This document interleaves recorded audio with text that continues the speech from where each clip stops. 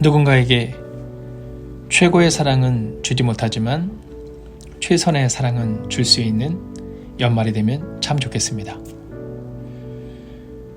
누구나 힘든 시기를 지내고 있기에 최고의 사랑과 최고의 배려는 줄 수 없을지 모르지만 최선은 다할 수 있지 않을까요? 힘겨워하는 누군가에게 따뜻한 연말을 선물해보는 건 어떨까요?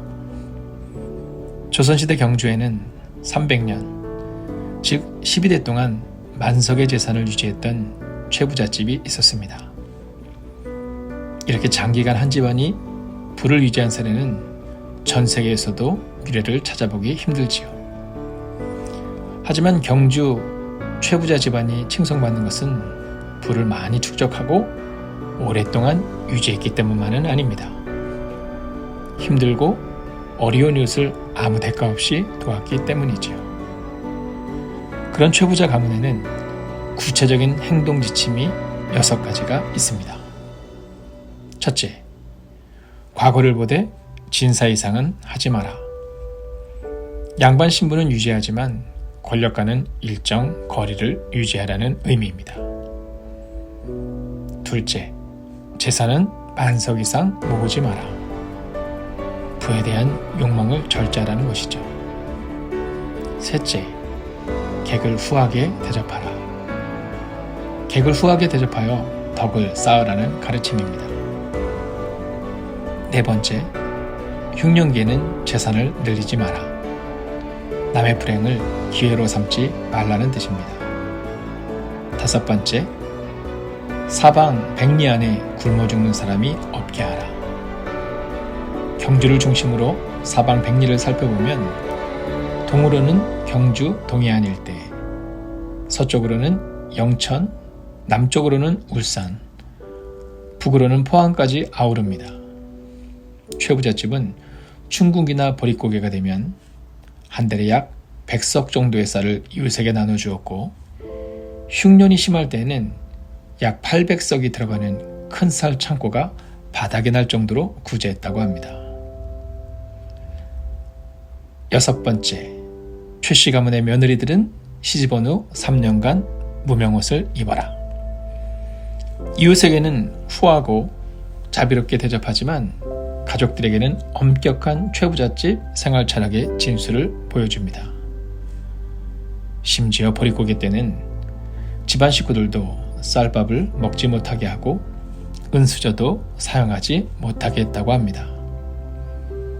이와 같은 최부잣집의 조건 없는 베품과 그 섬김이 300년 동안이나 부를 유지할 수 있었던 비결이 아니겠는가 후대의 학자들은 이야기합니다. 최부잣집은 최고의 사랑이라고 말할 수는 없지만 오랜 시간 동안 최선의 사랑을 전해준 겁니다. 그리고 그 최선의 사랑을 전하는 최부잣집이 있었기에 최부잣집의 그 최선이 그 누군가에게는 최고의 섬김과 헌신이 되었다라는 것이죠. 정채봉 시인의 만남이란 시가 있습니다. 이해하고 쉽고 소박하고 친근한 시이지요. 가장 잘못된 만남은 생선과 같은 만남이다. 만날수록 비린내가 묻어보니까. 가장 조심해야 할 만남은 꽃송이 같은 만남이다. 피어있을 때는 환호하다가 시들면 버리니까. 가장 비천한 만남은 건전지와 같은 만남이다. 힘이 있을 때는 간수하고 힘이 다 달았을 때는 던져버리니까. 가장 시간이 아까운 만남은 지우개 같은 만남이다. 금방의 만남이 순식간에 지워져 버리니까. 가장 아름다운 만남은 손수건과 같은 만남이다. 힘이 들 때는 땀을 닦아주고 슬플 때는 눈물을 닦아주니까.